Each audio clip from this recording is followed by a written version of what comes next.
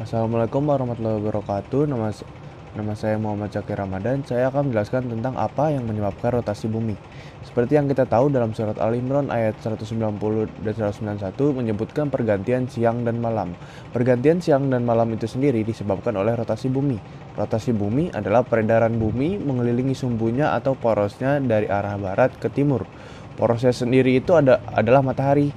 Peredaran bumi mengelilingi sumbunya tidak akan terasa karena adanya gravitasi. Jadi, gravitasi bumi dapat menarik semua benda ke arah pusat gravitasi bumi itu sendiri. Hal ini mengakibatkan manusia tidak akan merasakan pergerakan rotasi bumi atau jatuh saat posisinya ada di bawah bumi. Sekian dari saya, selanjutnya akan dijelaskan oleh Fernanda. Terima kasih. Assalamualaikum warahmatullahi wabarakatuh. Perkenalkan, nama saya Fernanda Bayu Taryanto. Di sini saya akan menjelaskan soal nomor 2. Mengapa perputaran bumi bisa terjadi? Perputaran bumi bisa terjadi karena aktivitas atau kegiatan berputar pada porosnya yang menyebabkan berbagai fenomena alami yang dirasakan penghuni bumi.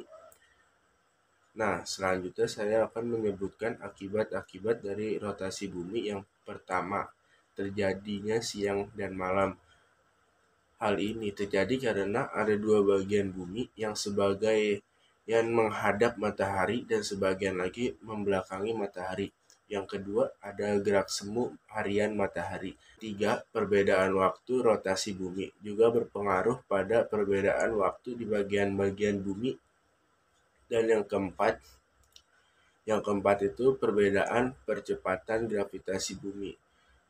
Hal ini sebagaimana disyaratkan oleh Al-Quran dalam surat Yasin ayat 40.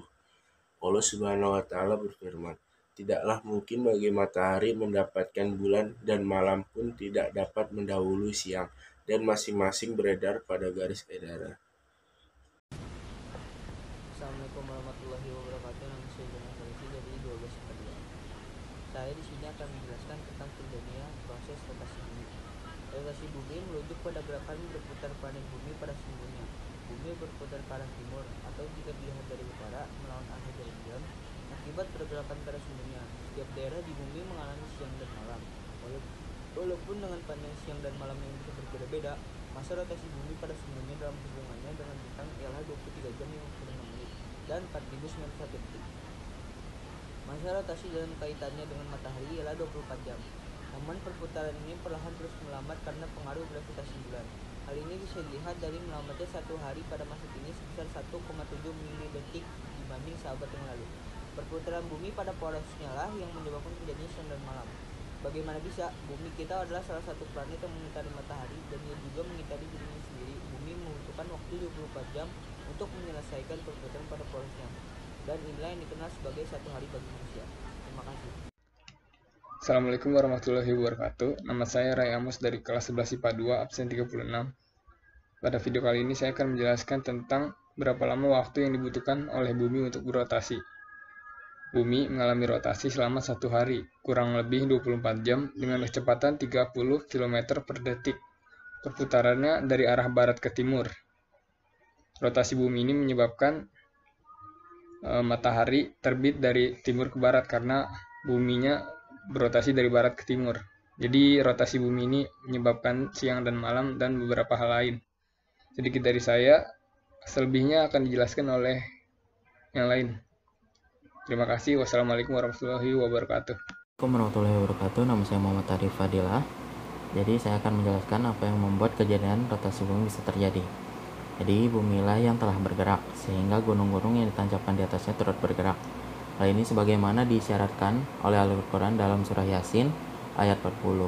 Allah Subhanahu wa Ta'ala berfirman, "La syamsu yanbaghi lan tudrikal qamaru walal lailu sabiqun nahar wa kullu fi falaki yasbahun." Tidaklah mungkin bagi matahari mendapatkan bulan, dan malam pun tidak dapat mendahului siang, dan masing-masing beredar pada garis edarnya. Ayat di atas menunjukkan bahwa malam tidak akan dapat mendahului siang. Sedangkan orang Arab pada waktu Al-Quran diturunkan mengatakan bahwa siang tidak akan dapat mendahului malam. Dalam ayat ini, Allah Subhanahu wa Ta'ala tidak menafikan perkataan mereka, namun melengkapinya dengan menegaskan bahwa malam pun tidak dapat mendahului siang. Karenanya maksud dari ayat itu berarti terjadinya malam dan siang pada waktu yang bersamaan di atas permukaan bumi, di mana hal ini tidak mungkin terjadi kecuali jika bumi bergerak dan berputar. Disebabkan perputaran ini terjadi pergantian siang dan malam. Sekian dari kelompok kami. Terima kasih atas perhatiannya. Assalamualaikum warahmatullahi wabarakatuh.